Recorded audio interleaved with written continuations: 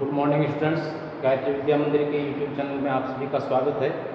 Parts of speech पढ़ रहे थे, उसका सबसे आखिर का जो है वो पार्ट्स ऑफ स्पीच है कंजक्शन एंड इंटरजेक्शंस। इन दोनों के बारे में आज हम अध्ययन करेंगे। तो सबसे पहले जो है कंजक्शंस क्या होते हैं और कितने प्रकार के होते हैं, इनका प्रयोग कहाँ किया जाता है उसके बारे में जानेंगे, और उसके बाद में जो है इंटरजेक्शंस के बारे में जानेंगे। तो कंजक्शंस देखिए, CUNJUNCTIONS कंजक्शंस क्या है। कंजक्शंस परिभाषा देखिए इनकी।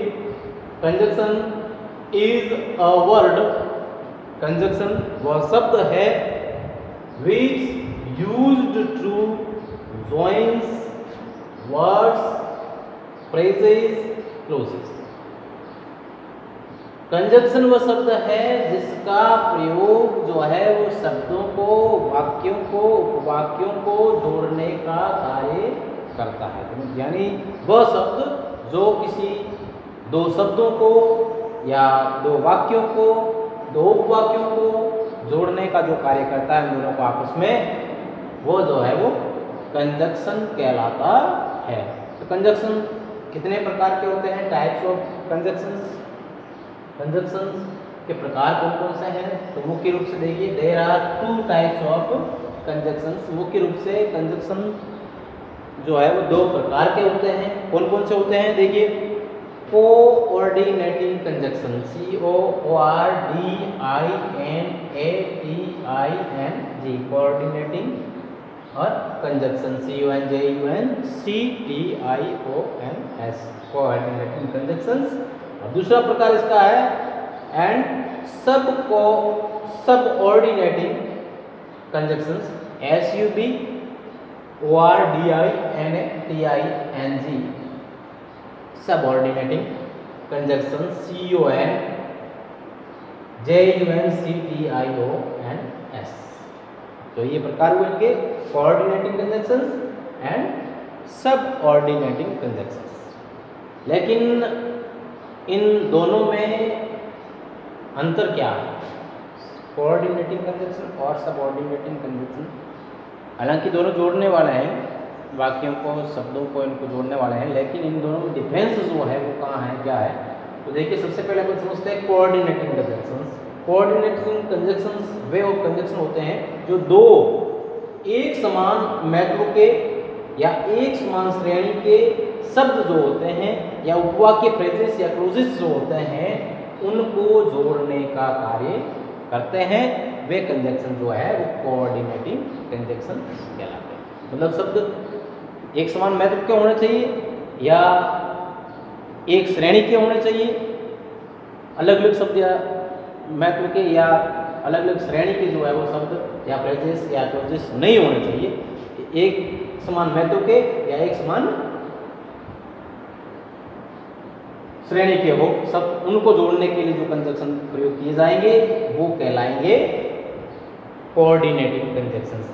तो देखिए, मुख्य कोऑर्डिनेटिंग कंजक्शंस कौन कौन से हैं जो कि आपके कोर्स में है, पाठ्यक्रम में है, वो कौन कौन से हैं?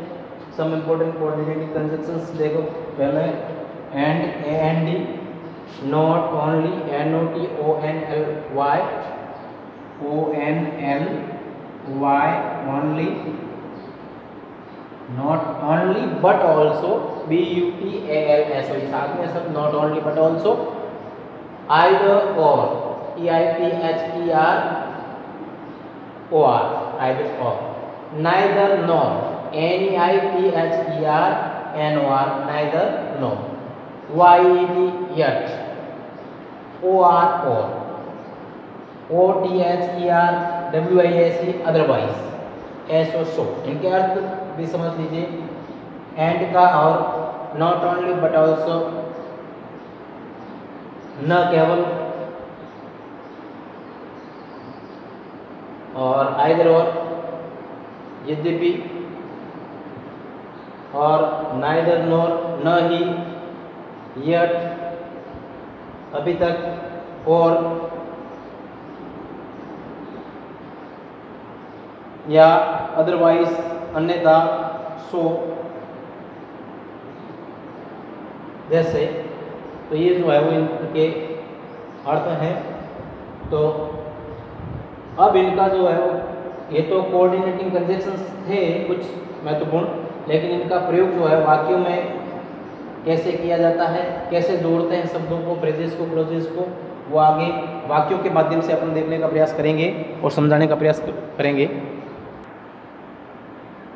हाँ, तो अब कुछ उदाहरण जो है उनके वाक्यों के माध्यम से कोऑर्डिनेटिंग कंजंक्शन को समझने का प्रयास करेंगे। देखिए, Ram and Shyam are close friends. Ram and Shyam, ये भी नाउन है और ये भी नाउन, दोनों समान महत्व के हैं, एक जैसे हैं दोनों। तो इन दोनों को मिलाने के लिए जो कार्य कर रहा है कंजंक्शन, वो है एंड। ठीक है, तो ये जो है वो कंजंक्शन कैसा होगा, कोऑर्डिनेटिंग।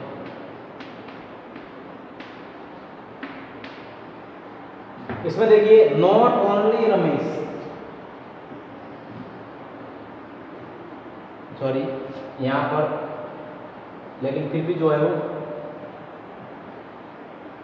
एक ही कैटेगरी है, महत्व समान महत्व के ही है। Ram, Ramesh and I noun pronoun है। ठीक है, तो इसकी जगह पर आप ये भी कर सकते हो, नाउन नाउन कर सकते हो।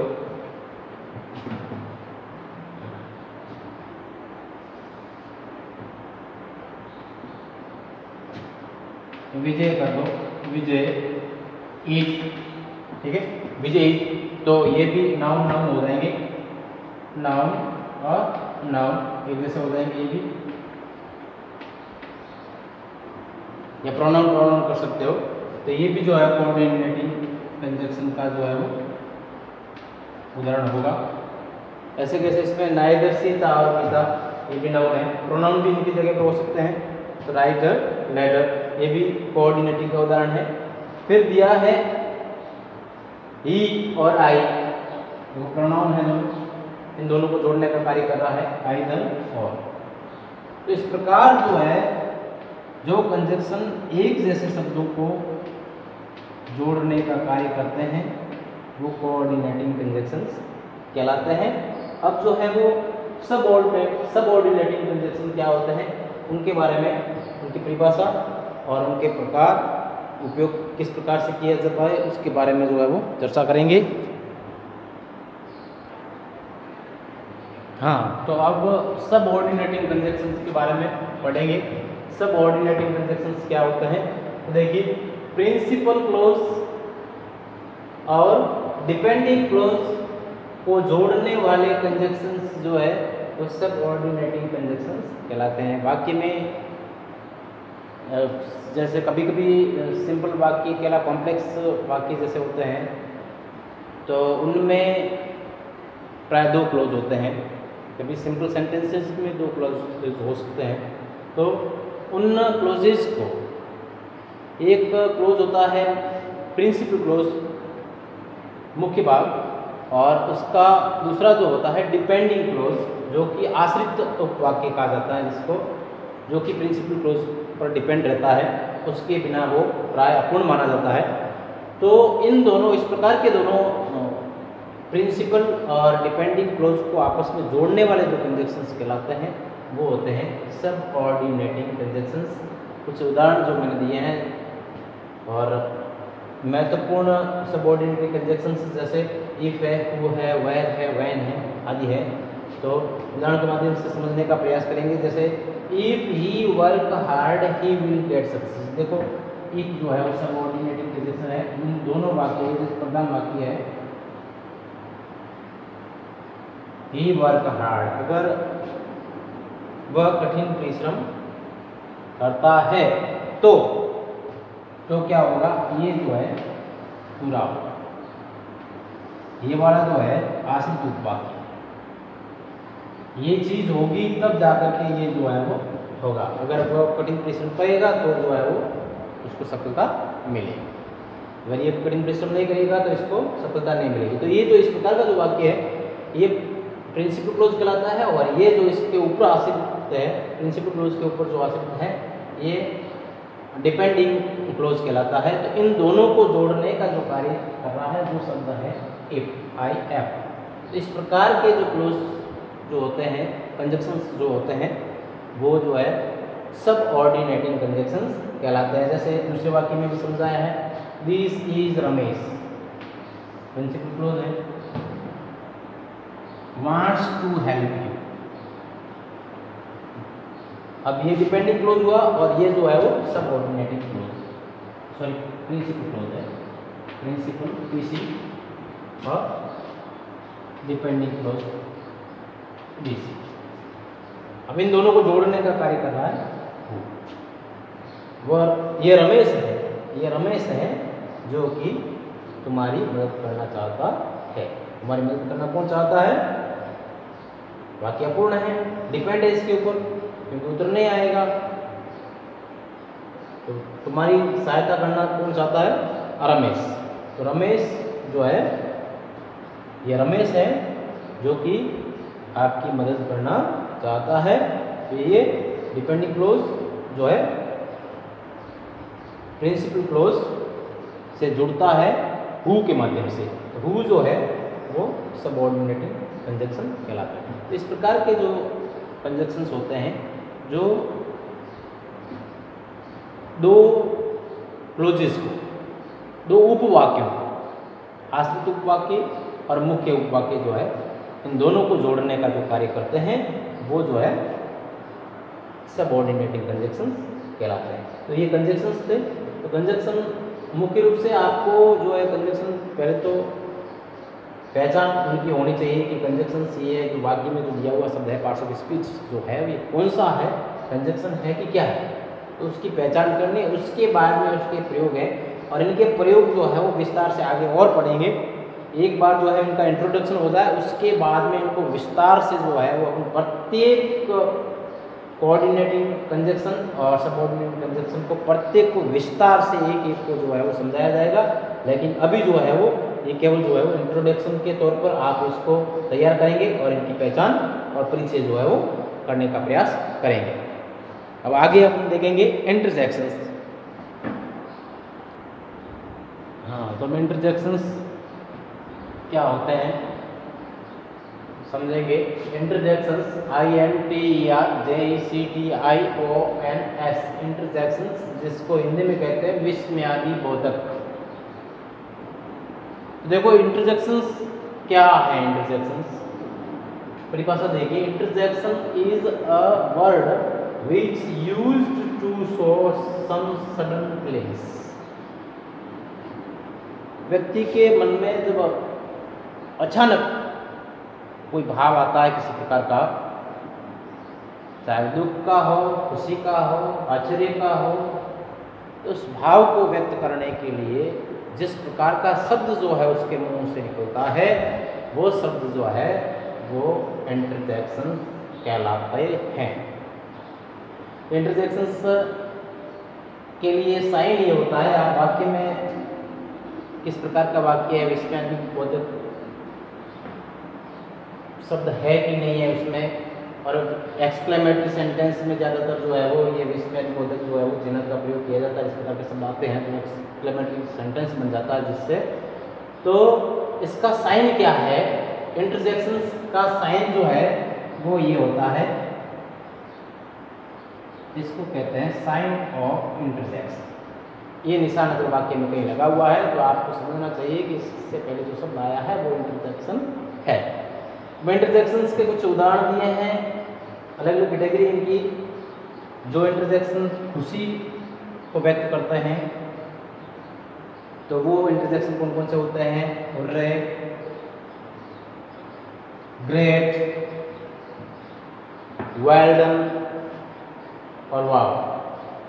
ये शब्द अगर किसी व्यक्ति के मुंह से निकलते हैं तो वो उसकी प्रसन्नता को व्यक्त करते हैं।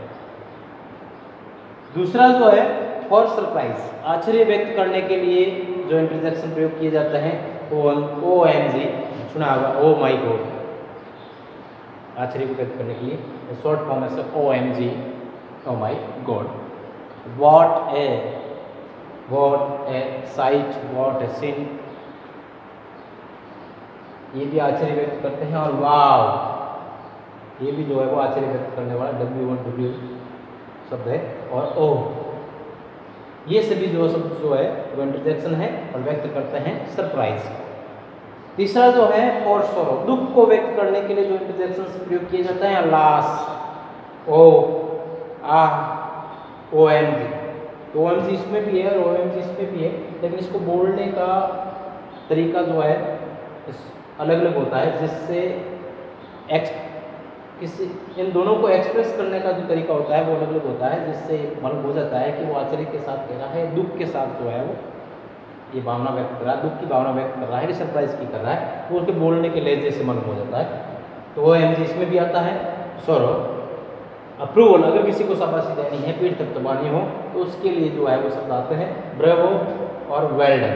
ठीक है, तो ये कुछ कैटेगरीज थी इंटरजेक्शंस की। इसमें एक और रहती है जो 5वां होता है, इसमें ब्लेसिंग के लिए, फॉर ब्लेसिंग वाला देख लेते हैं। हाँ, तो ब्लेसिंग के लिए देखिए, विश, बेस्ट विशेष, इस प्रकार के जो शब्द जो है वो आशीर्वाद या शुभकामनाओं को व्यक्त करते हैं। Wish you very happy Deepawali, wish you happy Holi, best wishes on your birthday. ये जो शब्द जो है वो किसी को शुभकामना देने के लिए व्यक्त किए जाते हैं। तो ये ब्लेसिंग्स व्यक्त करने के लिए करने वाले इंटरजेक्शंस कहलाते हैं। अब कुछ उदाहरण जो है वो मैंने दिए हैं, तो देखिए, इन प्रत्येक वाक्य में आप देखोगे एक शब्द आया है जो कि इस वाक्य की भावना को, किस प्रकार का वाक्य जो है ये है, इस वाक्य में किस प्रकार की भावना है वो बता रहा है। जैसे पहले में hurray, we have won the match, hurray, ये शब्द जो है वो इस वाक्य की भावना बता रहा है। इसमें कहा गया है कि वे जो है वो मैच को जीत चुके हैं, तो मैच की जीत की खुशी को ये व्यक्त कर रहा है। Hurrah, what a book it is, what a book it is, किसी पुस्तक के बारे में आश्चर्य को व्यक्त कर रहा है। बहुत सुंदर पुस्तक होगी, इंटरेस्टिंग पुस्तक होगी, जो कि आश्चर्य पैदा करने वाली होगी। पढ़ने वाले को, देखने वाले को उस किताब को देख करके आश्चर्य हुआ होगा, उसको पढ़ करके। तो उस आश्चर्य को व्यक्त करने के लिए वॉट ए का प्रयोग किया गया है। तो ये शब्द जो है वो इंटरजेक्शन है। ऐसे कैसे वेल डन माय सन, पुत्र के द्वारा कोई अच्छा कार्य करने पर उसको शाबाशी दी गई है, वेल डन, बहुत अच्छा बेटे। तो ये जो है वो इंटरजेक्शन है। ऐसे कैसे अल्लाह सी हैज़ रूइंड, वह जो है बर्बाद हो चुका है, तो दुख व्यक्त किया गया है अल्लाह के माध्यम से। तो ये इंटरजेक्शन है। इंटरजेक्शन के साइन, वाक्य में साइन को देख करके आप जो है वो पहचान कर सकते हो कि ये जो है वो इंटरजेक्शन है। और आपको क्या करना है, अब जो है ये पार्ट्स ऑफ स्पीच वाले जो 8 भाग थे वो सभी समाप्त हो गए हैं इसके साथ ही। तो आपको अब जो है इसमें कंजक्शंस के लिए और इंटरजेक्शंस के लिए आपको 10-10 उदाहरण जो है वो लिखने हैं। इसके भी आप 10 वाक्य लिखोगे, जिसमें प्रत्येक के 2-2 उदाहरण हो जाएंगे। अपनी तरफ से नए वाक्य लिखने का प्रयास करें। हो सकता है उसमें मिस्टेक्स वगैरह हो तो सुधारने का प्रयास करेंगे, लेकिन मुझे लगना चाहिए कि आप वास्तव में वीडियो देख रहे हो और आपके द्वारा जो है वो प्रयास किया जा रहा है। तो आपको प्रयास करना है, वाक्य बनाने हैं। और इसके अलावा आप जो है वो शुरुआत से जो 8 टॉपिक अपने हुए हैं पार्ट्स ऑफ स्पीच में, प्रत्येक वीडियो को लाइक करके